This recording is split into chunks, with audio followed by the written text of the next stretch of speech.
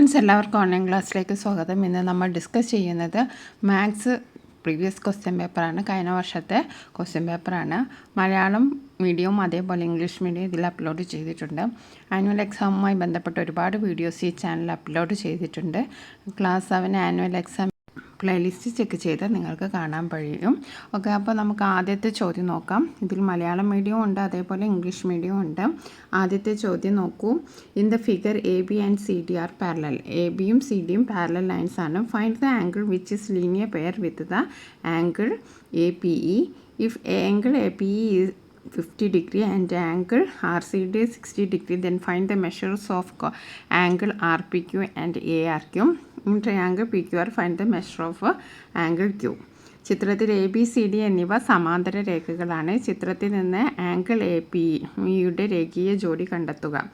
First ചോദ്യം തന്നെ A പിയുടെ രേഖീയ ജോഡി കണ്ടെത്താനാണ്. അപ്പോൾ എ പി ഇ എന്ന് പറയുന്നത് ഇതാണ്. ഇതിൻ്റെ രേഖീയ ജോഡി എന്ന് പറഞ്ഞിട്ടുണ്ടെങ്കിൽ എന്തായിരിക്കും? രണ്ടും കൂടി കൂട്ടിയാൽ 180 ഡിഗ്രി കിട്ടണം. അതാണ് രേഖീയ ജോഡി എന്ന് പറയുന്നത്. അപ്പോൾ നമുക്ക് ഇതിൻ്റെ രേഖീയ ജോഡിയായിട്ട് ഒന്നെങ്കിൽ നമുക്ക് ഈ ഒരു കോണിനെടുക്കാം, അല്ലെങ്കിൽ ഈ ഒരു ആംഗിളിന്. ഇങ്ങനെ നോക്കിയാലും രേഖീയ ജോഡിയാണ്. അപ്പോൾ നമുക്ക് ഏത് വേണമെങ്കിലും എടുക്കാം. അപ്പോൾ നമുക്ക് എന്തെഴുതാം? ആംഗിൾ ഇ പി ബി അല്ലെങ്കിൽ angle A P Q. Okay, ഇതിലേത് വേണമെങ്കിലും എഴുതാം. രേഖീയ ജോഡിയായിട്ട് നമുക്ക് എടുക്കാം. ഇനി രണ്ടാമത്തെ ചോദ്യം എന്താണ്? രണ്ടാമത്തെ ചോദ്യം angle A P E 50 degree, അതിവിടെ 50 ഡിഗ്രിയാണ് തന്നിട്ടുണ്ട്. R C D 60 degree. Okay, R Q D 60 degree. ഇനി then find R P Q. R P Q എന്ന് പറയുന്നത് ഏതാണ്? ആർ പി ക്യു, ഈ ഒരു കോണ്. അപ്പോൾ ഇത് 50 ഡിഗ്രി ആയാൽ ഇത് എത്രയായിരിക്കും? ആർ പി ക്യൂയും 50 ഡിഗ്രി തന്നെ. ഇവിടെ ഓപ്പോസിറ്റ് ആംഗിൾസ് ആർ ഈക്വൽ, അതായത് എതിർ ജോഡി കോണുകൾ എപ്പോഴും ഈക്വൽ ആയിരിക്കും. അപ്പോൾ ഇത് 50 ഡിഗ്രി ആയാൽ ഇതും 50 ഡിഗ്രി. അപ്പോൾ നമുക്ക് എന്ത് എഴുതാം? ഇവിടെ R P Q 50 degree. Okay, ഇനി അടുത്തത് A R Q. A R Q എന്ന് പറയുന്നത് എത്രയാണ്? എ ആർ ക്യു എന്ന് പറയുന്നത് 60 ഡിഗ്രിയാണ്. ഓക്കെ, എ ആർ ക്യു എന്ന് പറയുമ്പോൾ 60 ഡിഗ്രിയാണ്. അപ്പോൾ അതും എത്രയാണ്? 60 ഡിഗ്രി. എന്തുകൊണ്ടാണ് 60 ഡിഗ്രി? ആർ ക്യു ഡി എന്ന് പറയുന്നത് 60 ഡിഗ്രിയാണ്. അപ്പോൾ എ ആർ ക്യു അതിൻ്റെ ഓപ്പോസിറ്റ് അല്ലേ, ഇതും 60 ഡിഗ്രിയാണ്. ഇനി അടുത്ത എന്താണ്? In the triangle P Q find the measure of angle Q. അപ്പോൾ ഇത് 50 ഡിഗ്രി, ഇത് 60 ഡിഗ്രി എന്നൊക്കെ നമ്മൾ കണ്ടുപിടിച്ചു. ഇനിയിപ്പോൾ ഇതാണ് കണ്ടുപിടിക്കേണ്ടത്. ഇതെന്താണ് 50 ഡിഗ്രി ആയിട്ട് നിങ്ങൾക്ക് മനസ്സിലായല്ലോ? ഇത് ഓപ്പോസിറ്റാണ്. ഇതും അതേപോലെ തന്നെ നമ്മൾ കണ്ടുപിടിച്ചാൽ ഈ സൈഡും ഈക്വൽ ആയിരിക്കും. ഇനി ഇതിൻ്റെ ഉള്ളിലുള്ള ഇത് മാത്രമേ നമുക്ക് കാണാനുള്ളൂ. അപ്പോൾ നമുക്കറിയാം ഒരു ട്രയാങ്കിൾ എന്ന് പറയുന്നത് അതിലെ എല്ലാ കോണുകളുടെ അളവുകളുടെ തുക എത്രയായിരിക്കും? 180 ഡിഗ്രി ആയിരിക്കും. ഇവിടെ 60ഉം 50ഉം ഉണ്ട്. 60ഉം 50ഉം കൂട്ടിയാൽ 110. അപ്പോൾ 180ൽ നിന്ന് 110 നമ്മൾ കുറച്ചാൽ നമുക്ക് എത്ര കിട്ടും? 70 ഡിഗ്രി. അതാണ് ആംഗിൾ ക്യൂ. ഓക്കെ, മനസ്സിലായല്ലോ. ഇനി നമുക്ക് അടുത്ത പ്രോബ്ലം നോക്കാം. Let us read and grow. Gopu and Babu visited a book fair. രണ്ടാളും ഒരു ബുക്ക് ഫെയർ സന്ദർശിച്ചു. Okay, look at the advertisement they saw there. 30% discount up to 5,000, 40% discount above 5,000. Gopu bought books for 5,200 and Babu got for rupees 4,500. How much money should each of them pay? If they bought a book together, then how much amount they would have to pay? വായിക്കാൻ വളരാം. ഗോപുവും ബാബുവും മേളയിലെത്തി. അവിടെ കണ്ട പരസ്യ board നോക്കൂ. 5,000 രൂപ വരെ 30% കിഴിവ്, 5,000 രൂപയ്ക്ക് മുകളിൽ വാങ്ങിയ 40% കിഴിവ്. ഗോപു 5,200 രൂപയ്ക്കുള്ള ഉള്ള പുസ്തകങ്ങളും ബാബു 4,500 രൂപയ്ക്ക് വിലയുള്ള പുസ്തകങ്ങളും വാങ്ങിയെങ്കിൽ ഓരോരുത്തരും എത്ര രൂപ കൊടുക്കണം? രണ്ടുപേരും ഒരുമിച്ചാണ് പുസ്തകം വാങ്ങിയെങ്കിൽ ആകെ എത്ര രൂപ കൊടുക്കണം? അപ്പോൾ ഇവിടെ നമുക്ക് ചെയ്ത് നോക്കാം. ഗോപുവിനെ ആദ്യം നോക്കാം. ഗോപു എത്ര രൂപക്കുള്ള പുസ്തകമാണ് വാങ്ങിയത്? ഗോപു 5,200 5,200 ബുക്സാണ് വാങ്ങിയത്. അപ്പോൾ ഗോപുവിന് എത്ര ഡിസ്കൗണ്ട് കിട്ടും? 40% ഡിസ്കൗണ്ട് കിട്ടും. അപ്പോൾ നമുക്ക് ഇത് രണ്ട് രീതിയിൽ ഈ പെർസെൻറ്റേജ് കാണാം. ഒന്നെങ്കിൽ നമുക്ക് ഈ 5,200നെ നമ്മൾ അതിൻ്റെ 40% ഡിസ്കൗണ്ട് കണ്ടിട്ട് അതിൽ നിന്ന് നമുക്ക് ഈ ഡിസ്കൗണ്ട് ഈ 5200 നിന്ന് കുറയ്ക്കാം. അങ്ങനെയും ചെയ്യാം. പിന്നെ അതിനെക്കാട്ടി അപ്പോൾ നമ്മൾ 2 മെത്തേഡായിട്ട് 2 കാൽക്കുലേഷൻസ് ചെയ്യണം. അപ്പോൾ നമുക്ക് എളുപ്പത്തിൽ എളുപ്പം എന്ന് വെച്ചിട്ടുണ്ടെങ്കിൽ ഗോപുവിൻ്റെ 5200 ആണ്. 5200 ആണ്. അപ്പോൾ ഇവിടെ 40% ആണ് ഡിസ്കൗണ്ട് അല്ലേ? അപ്പോൾ നമുക്ക് 40 കഴിഞ്ഞാൽ ബാക്കി എത്ര ഉണ്ടാവും? അതായത് 100 നിന്ന് 40 കഴിഞ്ഞാൽ ബാക്കി 60 ആയിരിക്കും നമുക്ക് കിട്ടുന്നത്. ഇപ്പോൾ നമുക്ക് 60/100 എന്ന് പറഞ്ഞാൽ നമുക്ക് കറക്റ്റ് എമൗണ്ട് കിട്ടും. അപ്പോൾ നമ്മൾ 00 കട്ട് ചെയ്തു. 520 × 6 എന്ന് പറയുന്നത് 3120. ഓക്കെ, 5200 ഗോപു വാങ്ങിയ പുസ്തകത്തിൻ്റെ വില. അപ്പോൾ 5200-ന് 40% ഡിസ്കൗണ്ട് കിട്ടി. അപ്പോൾ 100-ൽ നിന്ന് 40 നമ്മൾ കുറച്ചപ്പോൾ 60 ആകെ കിട്ടിയത്. 60/100 അത് ചെയ്തപ്പോൾ നമുക്ക് 3120 കിട്ടി. ഇനി നമുക്ക് അടുത്ത ആളത് നോക്കാം. അടുത്തത് ബാബുവിന് എത്രയാണ്? 4500, 4500 ആണ് ബാബുവിന് കിട്ടി. ഡിസ്കൗണ്ട് എത്രയാണ്? 30. അപ്പോൾ 100-ൽ നിന്നും 30 മൈനസ് ചെയ്താൽ 70. 70/100 ചെയ്ത് നോക്കാം. അപ്പോൾ 0000 കട്ട് ചെയ്തു. 450 × 7, 450 × 7 ചെയ്താൽ 3150 കിട്ടി. അപ്പോൾ ഓരോരുത്തർക്കും കിട്ടിയ ഡിസ്കൗണ്ട് നമ്മൾ കണ്ടു. ഇനി അടുത്ത ചോദ്യം എന്താണ്? 2 പേരും ഒരുമിച്ച് വാങ്ങിയാൽ എത്ര രൂപയായിരുന്നു കൊടുക്കേണ്ടതെന്ന്. അപ്പോൾ ഗോപു എത്രയാണ്? 5200-നാണ് പുസ്തകം വാങ്ങിയത്. അതേപോലെ 4500-നാണ് ബാബു വാങ്ങിയത്. രണ്ടും കൂടി കൂട്ടിയാൽ എത്രയാണ്? 9700, 9700. അപ്പോൾ 9700 എന്ന് പറയുമ്പം എത്ര നമുക്ക് മൊത്തത്തിൽ എത്ര കൊടുത്താൽ മതി? 5000 രൂപയ്ക്ക് മുകളിലാണ്. അപ്പോൾ നമ്മൾ 40% ഡിസ്കൗണ്ടാണ് കൊടുക്കേണ്ടത്. അപ്പോൾ നമുക്ക് കിട്ടുന്ന എത്രയായിരിക്കും? 60% ആയിരിക്കും നമുക്ക് കിട്ടുന്നത്. അപ്പോൾ നമുക്ക് 60/100 ചെയ്ത് നോക്കിയാൽ 000 കട്ട് ചെയ്ത് 970 × 6 ചെയ്ത് നോക്കിയാൽ 5820 എന്ന് കണ്ടെത്താം. അപ്പോൾ ഒരുമിച്ച് വാങ്ങിയാൽ നൽകേണ്ട തുക എത്രയാണ്? 5820. ഓക്കെ, ഇതിന് നമുക്ക് അല്ലെങ്കിൽ ഈ ഒരു മെത്തേഡല്ലാണ്ട് വേറൊരു മെത്തേഡ് എന്ന് വെച്ചിട്ടുണ്ടെങ്കിൽ ഇപ്പം നമ്മൾ ബാബുവിൻ്റെ 4500 ഡിസ്കൗണ്ട് എത്രയാണ്? 30%. അപ്പം 30% ഡിസ്കൗണ്ട് എന്ന് പറയുമ്പോൾ 0000 കട്ട് ചെയ്തു.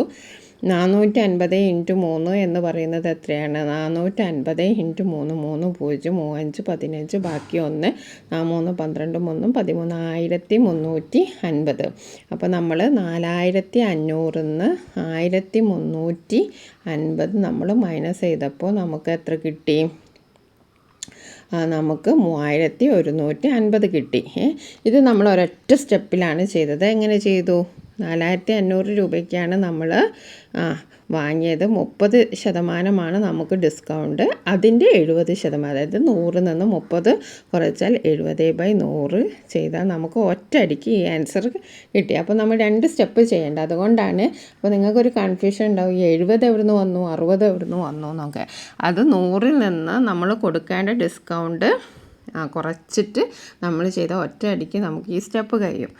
ഓക്കെ, ഇനി നമുക്ക് അടുത്ത ചോദ്യം നോക്കാം. കാർഡ് കളി.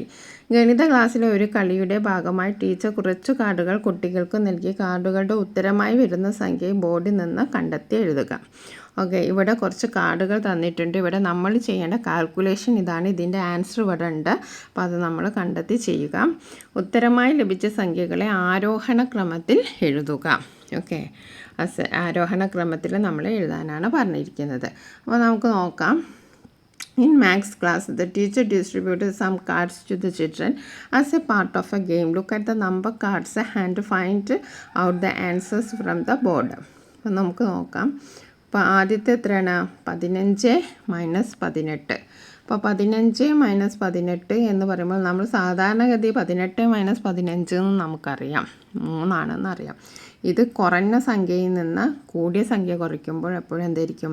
നെഗറ്റീവാണ് വരിക. അപ്പോൾ -3 അതിവിടെയുണ്ട്, -3. ഇനി അടുത്ത എന്താ? -8 + 15. ഇതും വ്യത്യസ്ത ചിഹ്നങ്ങൾ വന്നിട്ടുണ്ടെങ്കിൽ നമ്മൾ കുറയ്ക്കുകയാണ് വേണ്ടത്. അപ്പം 15 - 8 അതെത്രയാണ്? 7. ഓക്കെ, അപ്പോൾ വ്യത്യസ്ത ചിഹ്നങ്ങൾ വന്നിട്ട് നമ്മൾ പെട്ടെന്ന് തന്നെ കുറയ്ക്കുക.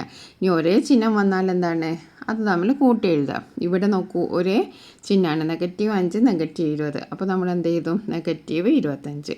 ഇനി ഇവിടെ നോക്കൂ, -23 + 7. അപ്പോൾ നമ്മൾ എന്താ ചെയ്യേണ്ടത്, കുറയ്ക്കുകയാണ് വേണ്ടത്. 23 7 കുറയ്ക്കുകയാണ് വേണ്ടത്. അപ്പോൾ നമുക്ക് 16 കിട്ടി. ഓക്കെ. ഇനി നമ്മളിത് എങ്ങനെയാണ് അവരോഹണ ക്രമത്തിൽ, അതായത് അസെൻഡിങ് ഓർഡറിൽ നമ്മൾ എങ്ങനെയാണ് എഴുതുക. അപ്പോൾ ഏറ്റവും കുറവുള്ളതാണ് നമ്മൾ എഴുതേണ്ടത്. ഓക്കെ. ഇവിടെ ഏറ്റവും കുറവുള്ള എന്താണ്, -25. അപ്പോൾ ഏറ്റവും കുറവുള്ള നമ്മൾ എഴുതി -25. ഓക്കെ. പിന്നെ വരുന്നത് ഏതാണ്, പിന്നെ കുറച്ച് -16, പിന്നെ -3, പിന്നെ 7. ഇങ്ങനെയാണ് അസെൻഡിങ് ഓർഡർ അഥവാ അവരോഹണ ക്രമത്തിൽ വരിക. ഓക്കെ. ഇനി നമുക്ക് അടുത്ത ചോദ്യം നോക്കാം.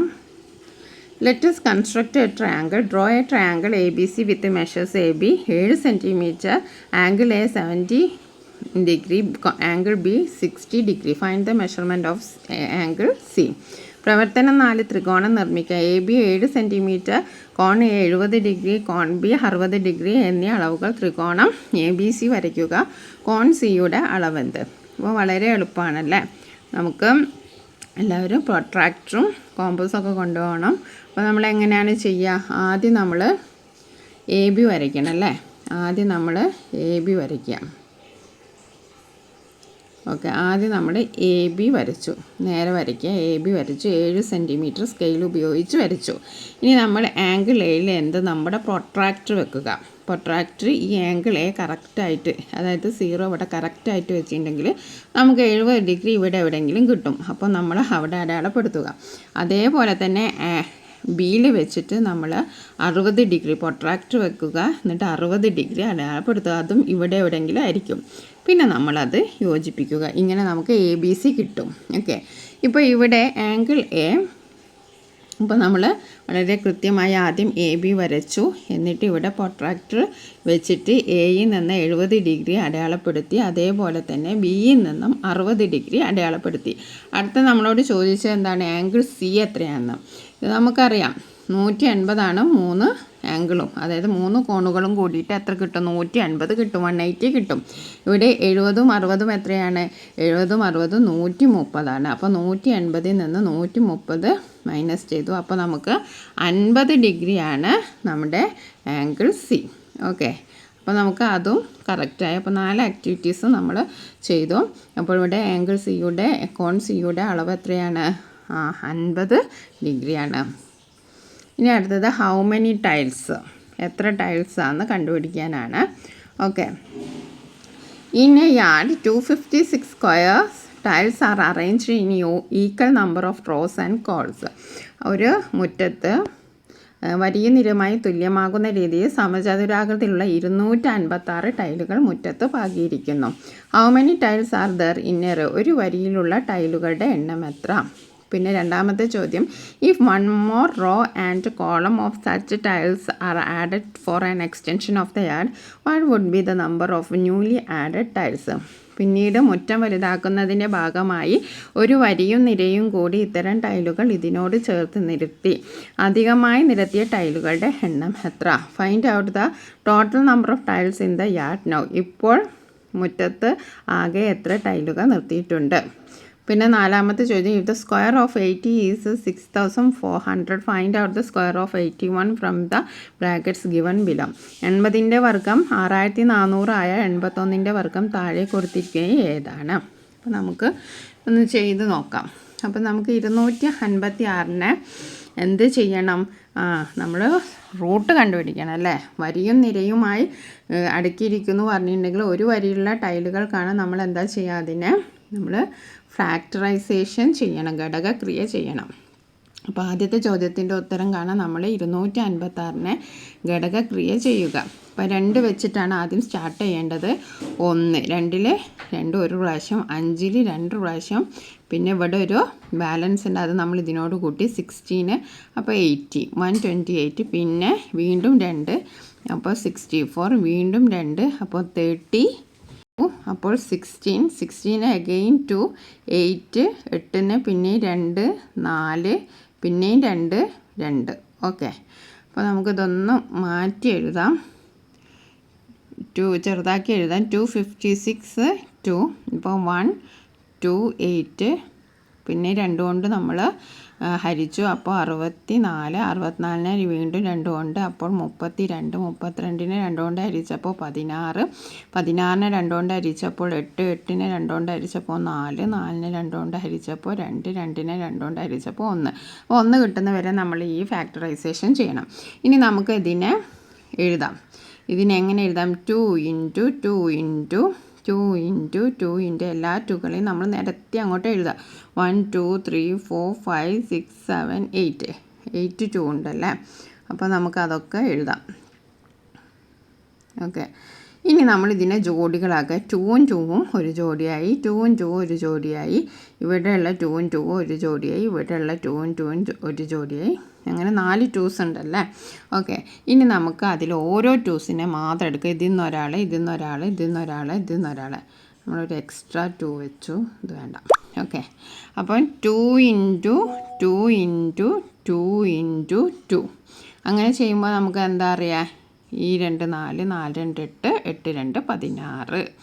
2 × 2 4, 4 × 2 8, 8 × 2 16. അപ്പോൾ മനസ്സിലായല്ലോ. അപ്പോൾ 256നെ നമ്മൾ ഫാക്ടറൈസേഷൻ ചെയ്യുമ്പോൾ, ഘടകക്രിയ ചെയ്യുമ്പോൾ നമുക്ക് എത്ര കിട്ടുക? 16 കിട്ടും. അപ്പോൾ ആദ്യത്തെ ആൻസർ എത്രയാണ്?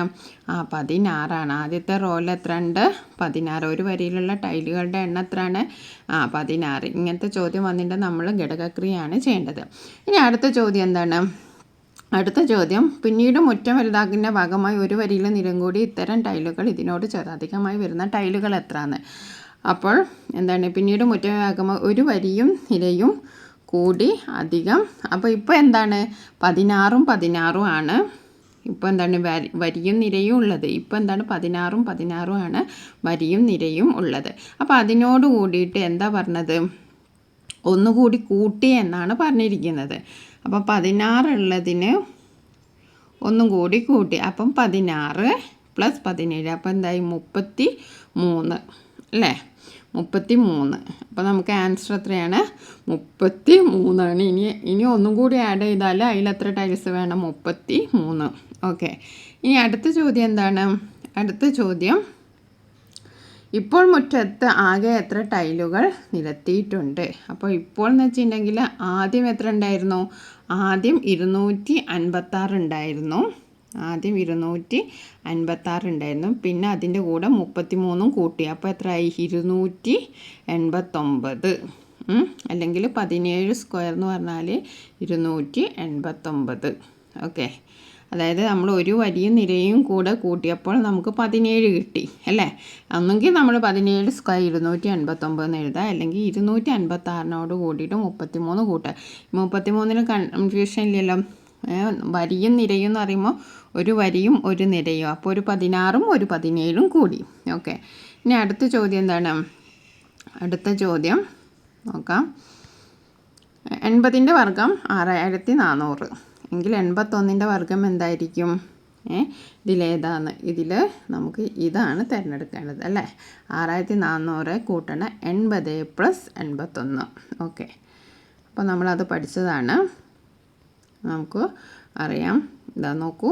If the square is 80 is 6400, find the square for 81 എന്ന് പറയുമ്പോൾ ഇതാണ് ആൻസർ വരേണ്ടത്. ഓക്കെ, നമുക്ക് അടുത്ത ചോദ്യം നോക്കാം. 5 ആക്ടിവിറ്റീസ് കഴിഞ്ഞ് വളരെ സിമ്പിളാണ്. ഓക്കെ, ഇനി അടുത്തത് നോക്കൂ. In the figure given below the right angle triangle are placed. Find out the right of a common side. ഇതിൻ്റെ കോമൺ സൈഡ് ഏതാണ്? കോമൺ സൈഡ് ഏതാണ്? BC ആണല്ലേ. BC ആണ് ഇതിൻ്റെ കോമൺ സൈഡ്. രണ്ടിൻ്റെ കോമൺ സൈഡ് BC ആണ്. ഇവിടെ നമ്മളോട് BC. ഓക്കെ, ഇവിടെ നമ്മളോട് പറഞ്ഞ find the length of BC. Okay, അപ്പം BCയുടെ ലെങ്ത്ത് കാണാനാണ് നമ്മളോട് പറഞ്ഞത്. അതേപോലെ തന്നെ find the length of BD എന്ന് പറയുന്നത് ഇതിൻ്റെ ലെങ്ത്ത് കാണണം. What is the perimeter of ABDC. ഈ പെരിമീറ്ററും കാണണം. അപ്പോൾ ആദ്യത്തെ ചോദ്യം നോക്കാം. Find the length and common side of the two right. അപ്പം കോമൺ സൈഡ് കാണാൻ നമ്മൾ എന്താ ചെയ്യേണ്ടത്? ഇതിൻ്റെ സ്ക്വയറിൽ നിന്ന് ഇതിൻ്റെ സ്ക്വയർ കുറയ്ക്കുക അല്ലേ. ഇവിടെ ഇതാണ് AC എന്ന് പറയുന്നത് 13² ആണ്. 13² - 5². അപ്പോൾ നമുക്ക് ഇതിൻ്റെ ആൻസർ കിട്ടും അല്ലേ, ഇതിൻ്റെ ആൻസർ കിട്ടും. അപ്പം 13² എന്ന് പറയുമ്പം 169. 5² എന്ന് പറയുമ്പോൾ 25. അപ്പോൾ 169 24 നമ്മൾ മൈനസ് ചെയ്താൽ 144 കിട്ടും. 144ൻ്റെ റൂട്ട് ഏതാണ്? 12ആണ്, 12ആണ്. അപ്പോൾ ഇതെത്രയാണ്? 12. വളരെ സിമ്പിളാണ്.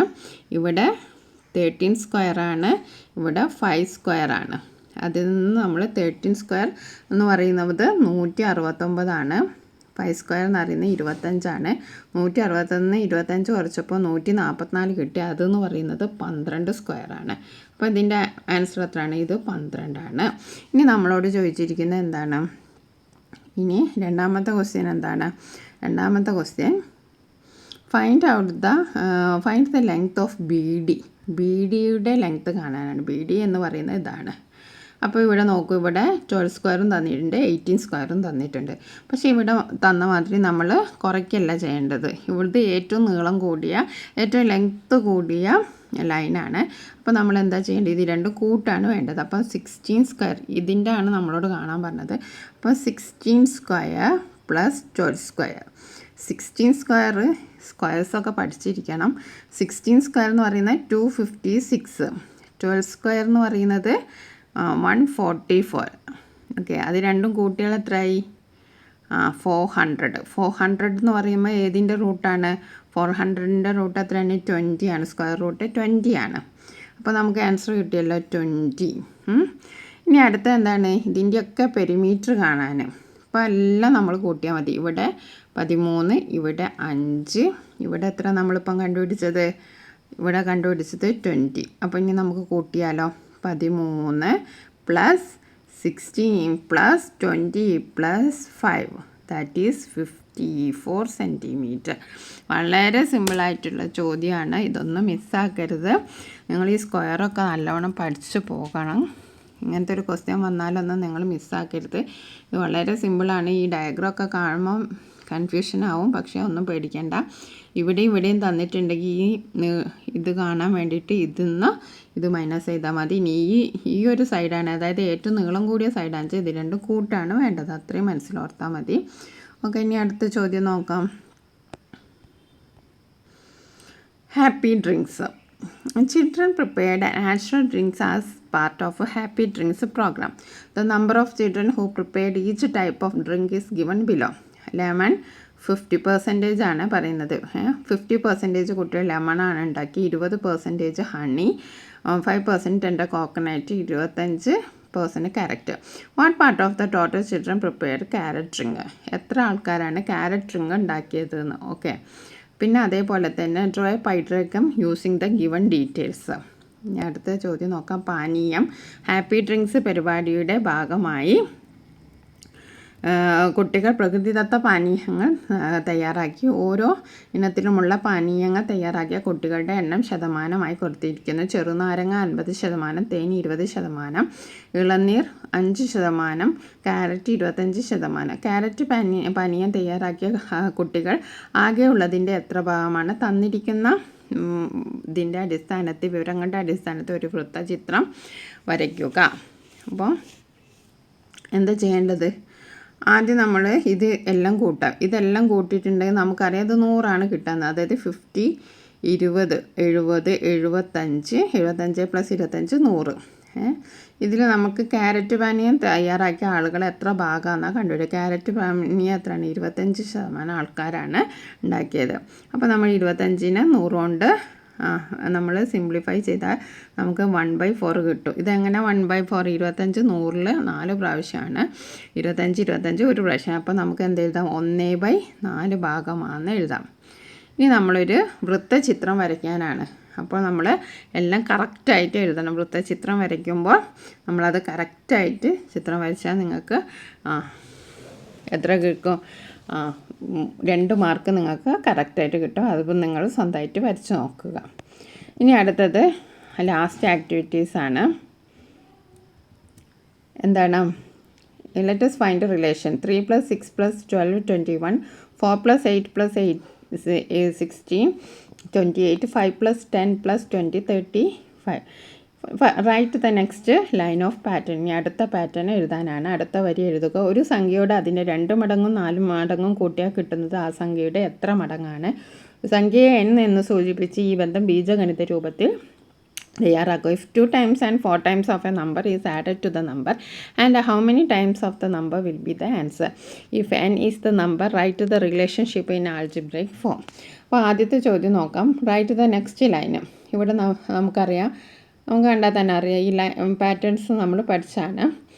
3, 4, 5. ഇനി അടുത്ത എന്തായിരിക്കും? 6 ആയിരിക്കും അല്ലേ? ഇനി അതേപോലെ 6 പ്ലസ്, പിന്നെ ഇതെല്ലാം നോക്കൂ, 5ൻ്റെ ഡബിളാണ്, 4ൻ്റെ ഡബിളാണ്, 3ൻ്റെ ഡബിളാണ്. അപ്പോൾ നമുക്ക് 6 + 12 എന്ന് എഴുതാം. പിന്നെ ഇവിടെ എന്താണ്? 6 + 12. ഇനി ഇവിടെ എന്താണ്? ഈ 12ൻ്റെ ഡബിളാണ്. അതായത് ഇതിൻ്റെ ഈ 10 ആണെന്ന് 10ൻ്റെ ഡബിൾ. അപ്പോൾ നമുക്ക് 24. ഓക്കെ, ഇതിൻ്റെ ആൻസർ എത്രയായിരിക്കും? 42 അല്ലേ? 42. ഇതാണ് ഇതിൻ്റെ ആൻസർ. ഇത് നമുക്ക് if 2 times and 4 times is entered, then how many times the answer will be the? എത്ര ടൈംസ് ആയിരിക്കും? 7 times ആയിരിക്കും. ആൻസർ എത്ര ആയിരിക്കും? 7 times. If n is the number, write the relationship. Okay, അപ്പോൾ എങ്ങനെയായിരിക്കും? ഇവിടെ നമുക്ക് എങ്ങനെ എഴുതാം? ഇത് n, പിന്നെ ഇതെന്ന് പറയുന്നത് 2n, അതിൻ്റെ ഡബിൾ അല്ലേ? പിന്നെ പ്ലസ് 4n. അങ്ങനെ 4n വന്നത് ഈ 6ൻ്റെ 4 ആണ്. 6 × 4 24. ഇവിടെയൊക്കെ നോക്കിയാൽ 3 × 4 12 ഈക്വൽ ടു 7/n. ഓക്കെ, ഇതെങ്ങനെയാണ് ഈ റിലേഷൻ വരിക? ഒന്നും കൂടി പറയാം. ഈ എന്ന് പറയുന്നത് n ആയിട്ട് നമുക്ക് എഴുതാം, n. പിന്നെ ഇതെന്ന് പറയുന്നത് 2n ആണ്. ഈ n-ൻ്റെ അതായത് 4 കൊണ്ട് ഗുണിച്ചാണ് ഇത്, 4 കൊണ്ട് ഇൻറ്റു ചെയ്താണ്. അപ്പോൾ 4n എന്ന് നമുക്ക് എഴുതാം, 4n. ഇതിൻ്റെയൊക്കെ ആൻസർ ഈ n-ൻ്റെ എത്രയാണ്?